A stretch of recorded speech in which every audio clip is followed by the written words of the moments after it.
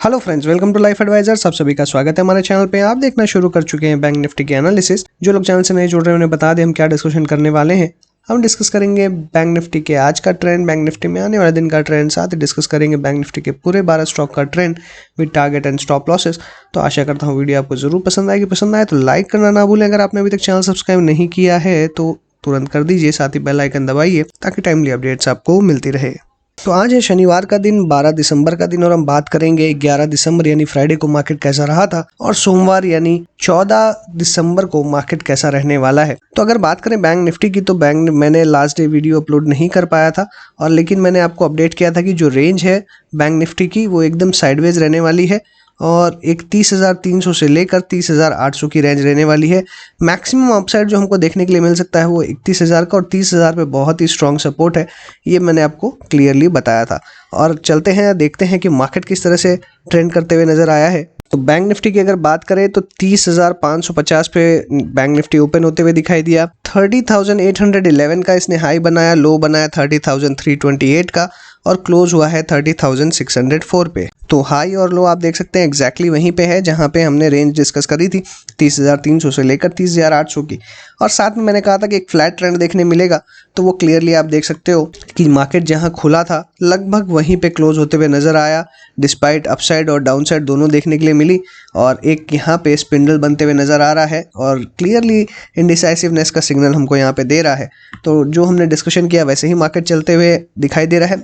और आगे क्या हमें देखने के लिए मिलेगा, यानी सोमवार को हमको क्या देखने के लिए मिल सकता है। तो सोमवार को फिर से कॉशन बना रहेगा मार्केट के अंदर में, और ऐसे ही इंडिसाइसिवनेस मूड मार्केट में बना हुआ रहेगा। और मुझे लगता है कि जो फिर से लोन मोरेटोरियम की जब तक अभी इसके अंदर में सिचुएशन ख़त्म नहीं होती है, एक फाइनल डिसीजन नहीं आता है, तो मार्केट तो डेफिनेटली ट्रेंडिंग है, अपसाइड के अंदर में ही क्लियरली दिखाई दे रहा है। और 30,000 के आसपास में बहुत ही स्ट्रॉन्ग सपोर्ट इसने बना लिया है। तो स्ट्रॉन्ग सपोर्ट डेफिनेटली यहाँ पे दिखाई दे रहा है, और ऊपर के अंदर में 31,000 के आसपास बहुत ही हाई रेजिस्टेंस जोन बना हुआ है। और मुझे लगता है इसी के बीच में आपको फिर से मंडे के दिन देखने के लिए मिलेगा ट्रेंड। और अपसाइड के अंदर में 31,000 एक इमीडिएट हर्डल है, और वहीं पे नीचे में 30,000 इमीडिएट सपोर्ट है। तो इससे नीचे मुझे जाता हुआ दिखाई नहीं देता है, और इससे ऊपर जाने के लिए काफ़ी ज़्यादा वॉल्यूम्स की ज़रूरत होगी। इसलिए मुझे लगता है कि फिर से हमें इंडिसाइसिवनेस ही देखने के लिए मिलेगी। अगर 31,000 ब्रेक करता है बाई एनी चांस की बहुत अच्छी तेज़ी देखने के लिए मिले, तो मुझे लगता है कि हो सकता है आपको और अपसाइड देखने के लिए मिले, और 31,300 तक के लेवल्स भी हमको इंट्राडे के अंदर देखने मिल सकते हैं। बात करते हैं बैंकिंग स्टॉक्स की, एक एक करके अल्फाबेटिक वे में डिस्कस करेंगे। सबसे पहला स्टॉक आ रहा है एक्सिस बैंक का। एक्सिस बैंक में देखें तो यहाँ पे एक बहुत ही अच्छे फॉर्मेशन, यहाँ पे यू शेप फॉर्मेशन हमको देखने के लिए मिला, एक कप टाइप का फॉर्मेशन देखने मिला। और वहीं पे यहाँ पे 20 day simple moving average just break करते हुए नजर आ रहा है। तो यहाँ पे अभी घबराने की बात नहीं है। लगभग हमारा स्टॉप लॉस यहाँ पे अगर हम 610 का लेके चले या 615 का स्टॉप लॉस भी हम लेके चले तो वो ट्रिगर होते हुए नजर आ रहा है। रादर मैंने डिस्कशन शायद किया था कि 20 डे सिंपल मूविंग एवरेज के ऊपर में ही आपको अपना स्टॉप लॉस रखना है।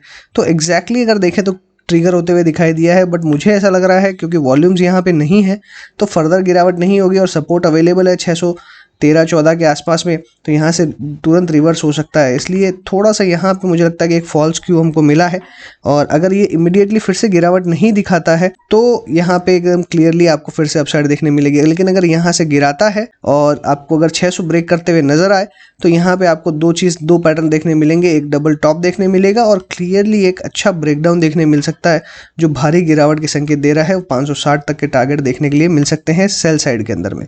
लेकिन हमें सेल कब करना है? हमें सेल करना है 600 के नीचे 560 के टारगेट के लिए। और बाय कब करना है? मुझे लगता है करंट लेवल्स पे हम बाय कर सकते हैं 600 के स्टॉप लॉस के साथ में, और फिर से हमें 640 और उसके ऊपर के लेवल्स देखने मिलेंगे। तो डेफिनेटली मैं अभी फिलहाल स्टॉक के अंदर में बुलिश हूँ। यहाँ पे ब्रेकडाउन जरूर हुआ है, ट्रेंड रिवर्सल का कंफर्मेशन नहीं मिला, ट्रेंड रिवर्सल के हमको संकेत जरूर मिले हैं। तो इस बात को आप क्लियरली एक चीज़ समझिए कि ट्रेंड रिवर्सल के संकेत मिले हैं, ट्रेंड रिवर्स नहीं हुआ है। ट्रेंड रिवर्स तभी होगा जब यहाँ से फर्दर गिरावट होगी। इसका लो जो है, हमारा लास्ट डे का लो था 608, ये ब्रीच होगा और 600 के नीचे क्लोजिंग होगी, तो आपको एक रिवर्सल देखने मिलेगा। रैदर मुझे ऐसा लगता है 600 के नीचे अगर क्लोज ना भी हो बट 608 का लेवल ब्रीच करता है, 613 के नीचे क्लोजिंग होती है, मतलब negative closing next day mandatory है, तो नेगेटिव क्लोजिंग होती है, 608 का लेवल ब्रीच होता है, तो डेफिनेटली एक ट्रेंड रिवर्सल का कंफर्मेशन आपको मिलेगा और हम उसके बाद में अपने स्टॉप लॉस के साथ में सेलिंग करके चल सकते हैं। तो मेरा ऐसा मानना है कि अभी ऐसे जोन में है जहाँ पे ना आपको बाइंग करनी चाहिए ना सेलिंग। बाई आप करें बेटर रहेगा 620 के ऊपर में, और सेलिंग करें 600 के ऊपर में, 600 से 620 के अंदर में कुछ ना करें।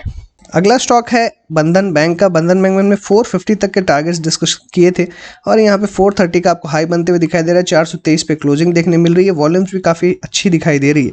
तो यहाँ पे अभी भी मेरी बाई की रेटिंग बरकरार है, लेकिन फ्रेश बाई करने से ज़्यादा बेटर रहेगा कि जिनकी पोजीशन है वो होल्ड करें 450 के टारगेट के लिए। यहाँ पर ट्रेलिंग स्टॉप लॉस जो है वो आप लगभग 415 का लगा सकते हैं। बैंक ऑफ बड़ौदा की बात करें तो यहाँ पे फिर से आपको अपसाइड मोमेंटम देखने के लिए मिल रहा है, वॉल्यूम्स काफ़ी अच्छी दिखाई दे रही है और जिस तरीके का यहाँ ट्रेंड बना हुआ है डेफिनेटली मेरी बाय की ही सलाह रहेगी। यहाँ पे अपसाइड के टारगेट मैंने आपको 84-85 तक के दिए हैं और हालांकि मैंने एक चीज़ कही है आपको कि एकदम स्ट्रेट ब्रेकआउट है, तो हो सकता है कि यहाँ पे कंसोलिडेशन करता हुआ दिखाई दे, इसलिए छोटी सी रेंज के अंदर में ट्रेड करना काफ़ी घातक हो सकता है। तो फ्रेश बाय करने की सलाह नहीं है, जिनके पास पोजीशंस है 64 के स्टॉप लॉस के साथ में होल्ड करने की सलाह है।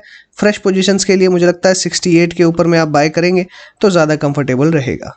फेडरल बैंक की बात करें तो यहाँ साइडवेज नज़र आ रहा है और धीरे धीरे मुझे ऐसा लगता है कि मोमेंटम इसमें बिल्टअप की तैयारी दिखाई दे रही है, तो अपने जिनके पास पोजीशंस है वो होल्ड कर सकते हैं। फ्रेश जिनके पास पोजीशंस बनानी है वो भी बना सकते हैं, लेकिन फ्रेश पोजीशंस के लिए मुझे लगता है 67.5 के ऊपर में क्लोज होता है और तो उसी के ऊपर बाय करें ज़्यादा बेटर रहेगा।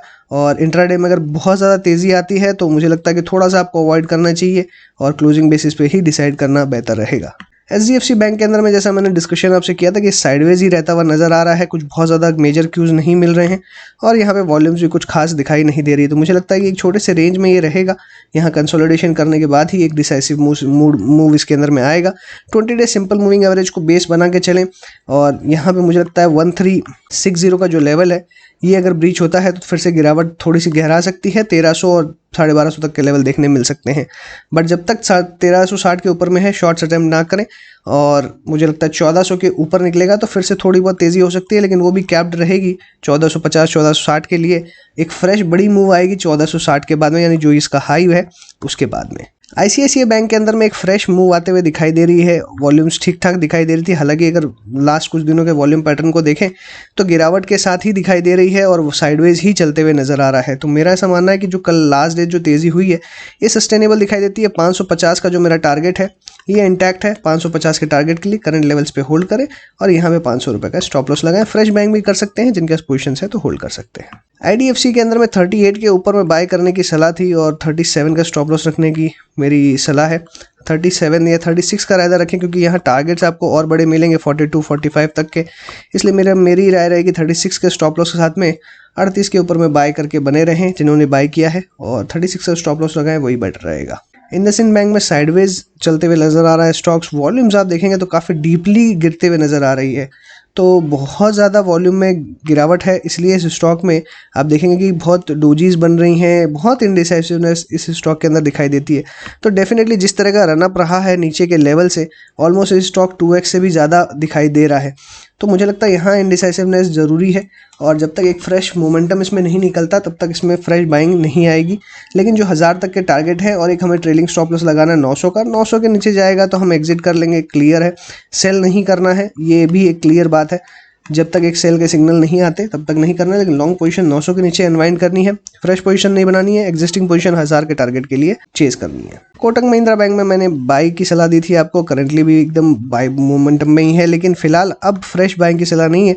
जिन्होंने इस लेवल पे खरीदा है जब मैंने कहा था तो उन्हें होल्ड की सलाह है, होल्ड करके रखें 2000 के टारगेट के लिए, और आने वाले दिनों में डेफिनेटली 2000 या 2000 के रेदर ऊपर भी जा सकता है, और करंट लेवल्स पे स्टॉप लॉस रखें 1870 का। PNB के अंदर में लास्ट डे हमने शॉर्ट कवरिंग देखी, वॉल्यूम्स भी आप देखेंगे तो काफ़ी अच्छी दिखाई दे रही है, तो डेफिनेटली मुझे लगता है कि यहाँ और अपसाइड मूव बन सकती है, लेकिन सिंस ये F&O के बैन में है तो अभी फिर से इसमें तेज़ी जरूर बनेगी और आपको 44 तक के टारगेट देखने मिल सकते हैं। तो कैश मार्केट में आप बाई कर सकते हैं, 10% तक का अपसाइड दिखाई देता है।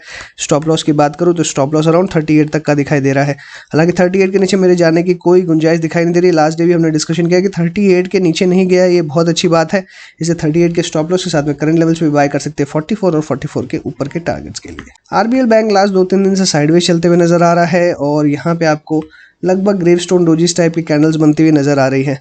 तो जब ग्रेवस्टोन डोजी बनती है तो काफ़ी इंडिसाइसिवनेस हमको देखने के लिए मिलती है। तो कहीं ना कहीं यहाँ पे थोड़ा सा आपको एक पैटर्न जो है वो खराब होते हुए नजर आ रहा है। अगर हम अप ट्रेंड बनाएं यहाँ पे ट्रेंड लाइन, तो ऑलमोस्ट ट्रेंड लाइन इसने ब्रेक करी है, लेकिन फिर भी हम कंफर्मेशन के लिए वेट करेंगे।